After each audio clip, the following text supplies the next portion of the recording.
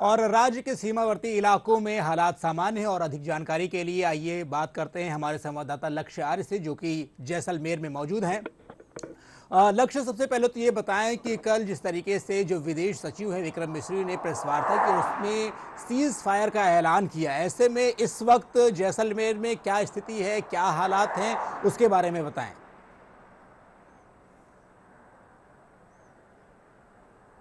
बिल्कुल अतीक, जो गत दिनों से, क्योंकि मैं खुद चार पांच दिनों से जो सीमावर्ती जिले हैं यहाँ मौजूद हूँ, राजस्थान के सीमावर्ती जिलों में मौजूद हूँ। लगातार मैं यहाँ पे किस प्रकार से लगातार एडवाइजरी जारी की जा रही है, किस प्रकार से स्थितियां हैं, किस प्रकार से लोगों के रिएक्शंस है, उस पर नजर बनाए रखे हूँ।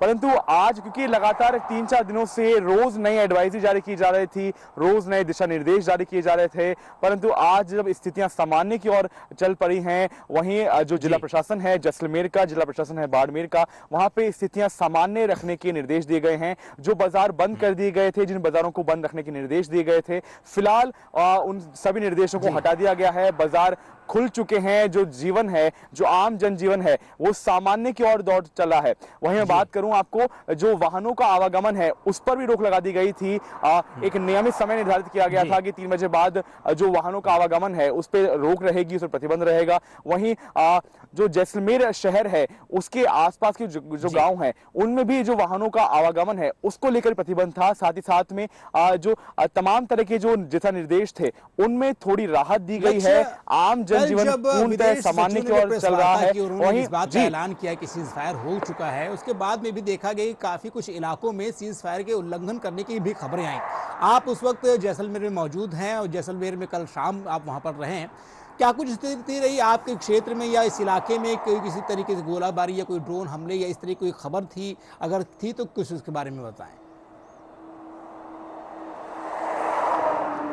देखिए अतिक, बिल्कुल सही कहा आपने कि सीज फायर नहीं कहूंगा, मैं उसको कहूंगा कि जो फायरिंग है उसको स्टॉप करने का एक समझौता निर्धारित हुआ। उसके बाद में दोनों देशों के बीच में जो डीजीएमओ है उनके बीच में वार्ता हुई। उसके बाद में जो लगातार जो सूचनाओं का प्रसारण विभिन्न चैनलों द्वारा, विभिन्न न्यूज प्लेटफॉर्म द्वारा किया गया। परंतु एक जो अहम बात है अतीक, जो यहाँ पे समझने वाली भी है, दर्शकों को समझाने वाली भी है, कि पहली चीज की लगातार जब से ये तनाव चालू हुआ है तब से कल तक लगातार भ्रामक जानकारियां हैं उनका प्रसारण किया जा रहा है। तो पहली बार जैसे आपने कही कि लगातार कुछ खबरें मिली थी ड्रोन की या बम हमलों की, मैं साफ तौर पर कह देना चाहता हूं, दर्शकों को बता देना चाहता हूं कि इस प्रकार की कोई भी आधिकारिक पुष्टि नहीं की गई है। जो राजस्थान के सीमावर्ती जिले हैं, चाहे जैसलमेर हो चाहे बाड़मेर हो, हालांकि बहुत सारी खबरें प्राप्त हुई परंतु अभी तक कोई आधिकारिक पुष्टि नहीं है। वहीं जो बाकी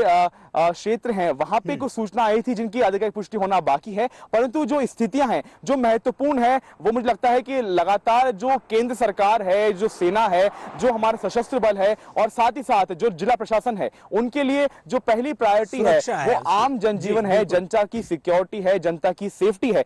उसके मद्देनजर लगातार प्रयास किए जा रहे हैं। उसी के मद्देनजर जो चीजें हैं उनको सामान्य कर दिया गया है। उसी के मद्देनजर आप देख सकते हैं कि जो आवागमन है वो सामान्य हो चुका है, बाजार खुल चुके हैं और मुझे लगता है कि जल्द ही जो जैसलमेर जो अपने पर्यटन के लिए जाता है वो वापस अपने पर्यटकों से गुलजार नजर आएगा। जी, जैसलमेर का जो हालात है वो पूरी तरीके से सामान्य हो, पहले के जैसे वहां पर जो है चीजें व्यवस्थित हों और जो है जो वहां का पर्यटन है वो भी अच्छे से सुचारू हो सके।